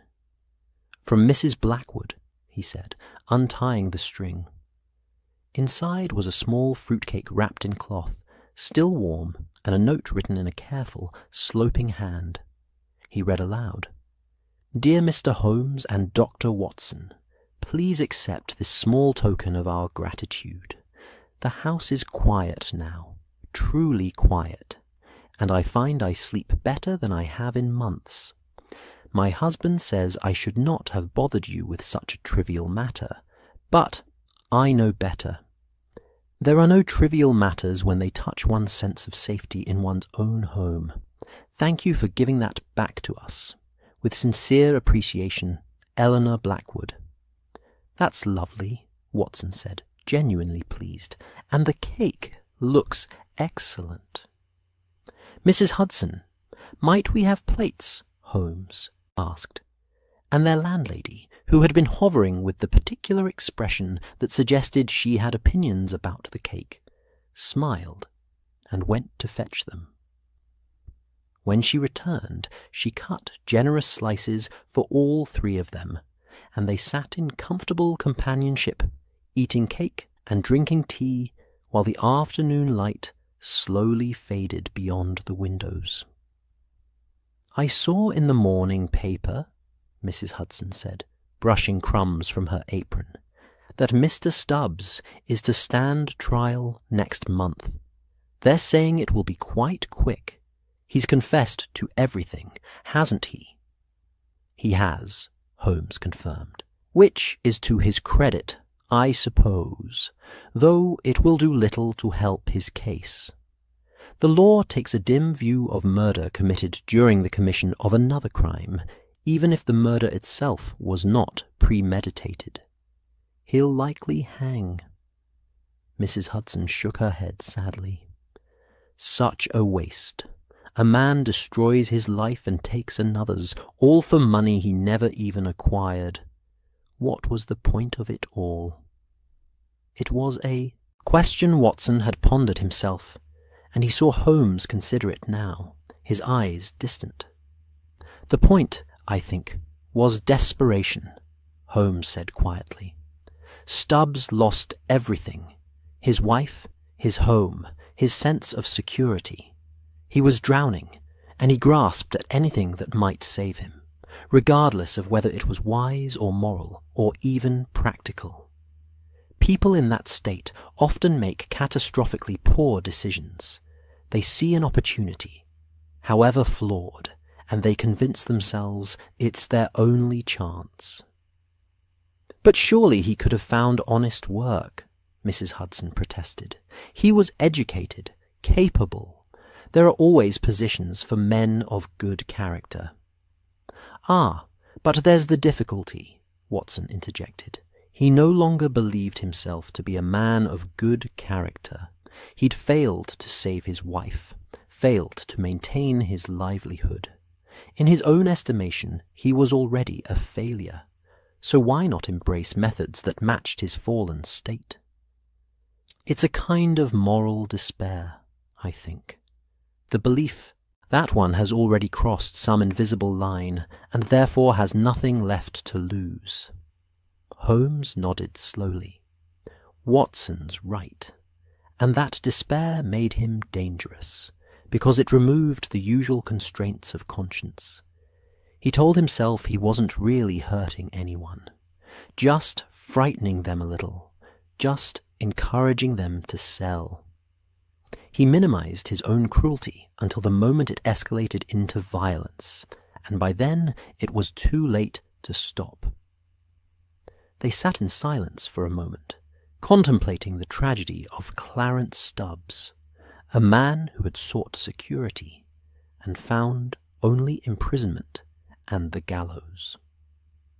Mrs. Hudson finished her tea and collected the plates, leaving Holmes and Watson alone with the dying afternoon light and the steady crackle of the fire. "You've been writing," Watson observed, gesturing to the letter Holmes had been working on. "Anyone I know?" "Inspector Lestrade," Holmes said, picking up the paper. "I've been documenting the technical aspects of the case. The acoustic modifications, the water hammer phenomenon, the use of the coal chute passages. I thought it might be useful for his records, and possibly instructive for other investigators who encounter similar situations. Fear is a powerful tool, Watson, and I suspect Stubbs is not the first person to have weaponized it, nor will he be the last." Watson considered this. "You think others might attempt similar schemes?" "I think people are endlessly creative when it comes to exploiting their fellow humans," Holmes said with a touch of cynicism. "But I also think that understanding the methods removes much of their power. Once you know how a ghost is made, it's rather difficult to be frightened by one. He set down the letter and moved to the window, looking out at Baker Street, where the lamplighter was beginning his evening rounds, his long pole touching each lamp in turn, bringing small circles of warm light to the gathering darkness. "There's something I've been meaning to ask," Watson said. "When you first examined the cellars, you seemed to know almost immediately that the knocking was related to the water pipes. How? What tipped you off?" Holmes turned from the window, pleased by the question. "Several things, actually. First, the timing. Midnight is significant not because of any supernatural associations, but because it's when water usage patterns change dramatically in residential neighborhoods. Second, the consistency. 3 knocks, always the same, suggests a mechanical cause rather than a human one. People vary, even when they're trying to be consistent. Machines don't. And third, the fact that multiple households reported the same phenomenon suggested a shared infrastructure, and the most obvious shared infrastructure in a row of houses is the water and gas mains. But you couldn't have known about the metal rods until you examined the cellars, Watson pointed out. "No," Holmes admitted. "That was Stubbs's innovation, and a clever one. I suspected some kind of amplification mechanism. The knocking was too loud, too resonant to be simple water hammer. But the specific method was only revealed through careful examination. That's the joy of investigation, Watson. One begins with principles and observations, forms a hypothesis, and then tests it against the evidence. Sometimes the evidence confirms the hypothesis. Sometimes it reveals something even more interesting." Watson smiled. "You make it sound so orderly. But I've seen you work, Holmes. There's intuition involved as well, leaps of understanding that can't be entirely explained by logic." "Perhaps," Holmes conceded, "though I prefer to think of it as pattern recognition developed through experience. I've seen enough locked doors and impossible crimes to know that they're never truly impossible, merely puzzling, until one understands the trick. And tricks, once understood, are almost always disappointingly simple." The room had grown darker as they talked, and Watson rose to light, the lamps creating small pools of golden light that pushed back the encroaching shadows. Holmes returned to his chair and picked up his violin, tuning it with the careful attention he always gave the instrument. When he was satisfied, he began to play. Not one of his wild improvisations, but something gentle and melodic, a piece Watson didn't recognize, but which felt appropriate to the moment, like a benediction on the day's end. Mrs. Hudson knocked softly and entered with the supper tray. Cold chicken, fresh bread, cheese, and pickles, with a pot of strong tea. She set it down on the table between their chairs and withdrew without speaking, recognizing the mood of quiet contemplation that had settled over the room. Watson served them both, and they ate in companionable silence, while Holmes's violin sang softly in the background.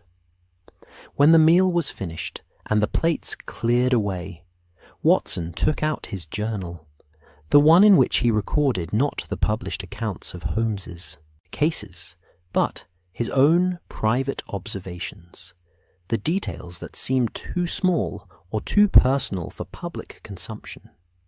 He began to write, noting the way the firelight played across Holmes's face as he played, the scent of Mrs. Blackwood's fruitcake that still lingered in the room, the sound of rain beginning to tap gently against the windows like a visitor asking to be let in. "Will you write this one up?" Holmes asked, lowering the violin. "The case of the coal cellar knocking? It has a certain Gothic quality to it. mysterious sounds in the night, a locked room death, mechanical ghosts. Your readers would enjoy it, I think. Watson considered.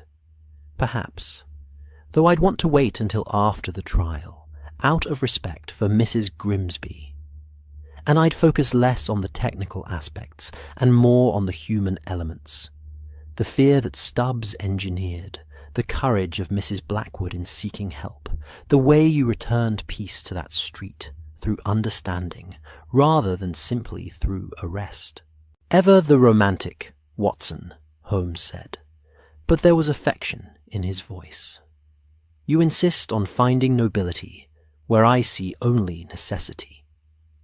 And you insist on dismissing your own compassion as mere practicality, Watson countered. That demonstration you arranged wasn't necessary for the prosecution.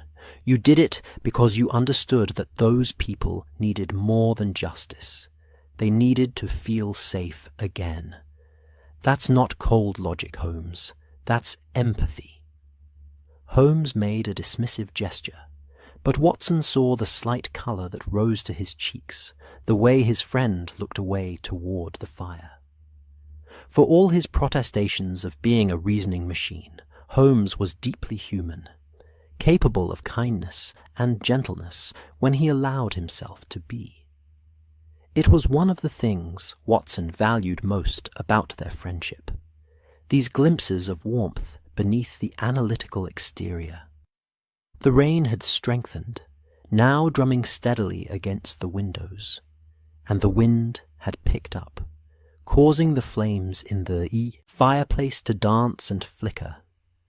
It was the kind of evening that made one grateful for solid walls and a good roof, for warm rooms and comfortable chairs, for friendship that required no performance or pretense. Watson found himself thinking again about the residents of Marylebone Mews, about how they must be feeling tonight. Safe in their homes, listening to the same rain, perhaps remembering briefly the nights when such sounds had frightened them, but now able to dismiss those memories as belonging to a resolved past. Do you suppose, Watson said thoughtfully, that Stubbs ever considered the effect his scheme would have on real people? Or did he convince himself they were simply obstacles to be moved, pieces on a board? Holmes set down his violin and steepled his fingers, his expression thoughtful. I think he convinced himself that fear was temporary, and therefore acceptable, that once they sold and moved away, they'd forget about the knocking and resume their normal lives. He didn't consider that fear has a cost, that it erodes one's sense of security and peace. Or perhaps he did consider it, and simply decided that his needs were more important than theirs. He paused. It's the fundamental equation of crime, Watson. The criminal values his own desires above the well-being of others. Whether through desperation or greed or anger, the result is the same. Someone decides that their wants matter more than someone else's rights. And our job, Watson said, is to rebalance that equation. Something like that, Holmes agreed, though I prefer to think of it as restoring order. The universe tends toward chaos, but human society requires structure, rules, mutual respect. When someone violates those principles, they create disorder. Investigation is simply the process of understanding the disorder and reversing it. The fire had burned down to glowing coals, and Watson rose to add more wood, building it back up into cheerful flames that pushed back the night. Holmes returned to his violin, playing something that sounded like a lullaby, slow and sweet and infinitely peaceful. Outside, London settled into its nighttime rhythms, the rattle of late carriages, the call of the night watchman, the distant sound of church bells marking the hour. Watson closed his journal and set it aside, content simply to sit and listen, to let the music and the warmth and the comfortable presence of his friend wash over him. This was the part of their life together that never made it into the published accounts. These quiet evenings when no one needed saving and no mystery needed solving, when they could simply exist in the space they had created together, a refuge from the demands and dangers of the world beyond their door. "Thank you, Holmes," Watson said quietly. Holmes paused in his playing, one eyebrow raised in question. For what? For this? For all of it? For the cases and the adventures, yes, but also for the evenings like this one, for making a home worth returning to. For a moment, Holmes looked genuinely touched, the mask of analytical detachment slipping to reveal something warmer beneath. "The credit is as much yours as mine, Watson. A home requires at least two people to make it whole. One to venture out into the world, and one to ensure there's something worth coming back to. We manage both rather well, I think."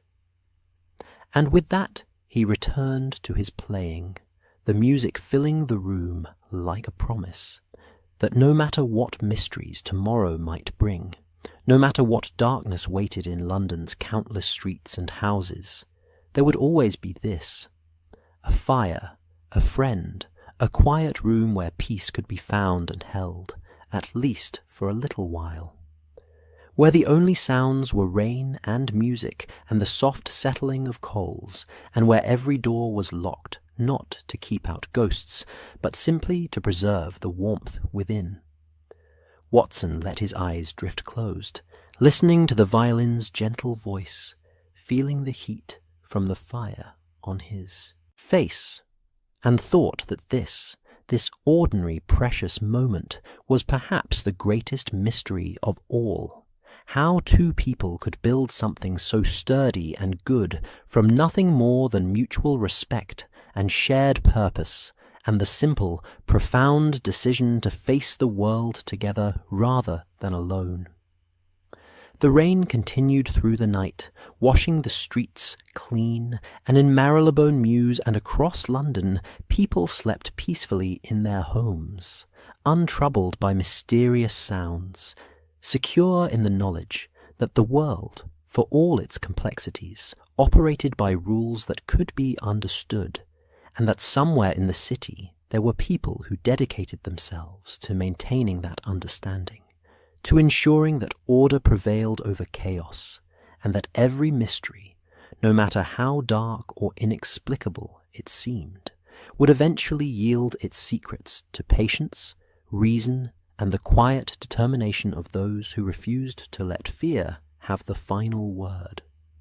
And so the story ended where it had begun, in warmth and comfort and companionship, with the promise that tomorrow would bring new challenges, new puzzles, new opportunities to push back the darkness with the light of understanding. For this was the true gift Holmes offered, not just to those he helped directly, but to everyone who heard of his work. The reassurance that the world made sense, that nothing was truly supernatural, and that human reason, properly applied, was more than sufficient to meet whatever mysteries the world might present. The fire burned lower. The violin fell silent. And in the quiet room at 221B Baker Street, two friends sat in comfortable silence, content with the day's work, ready for whatever tomorrow might bring, secure in the knowledge that they faced it together. The end.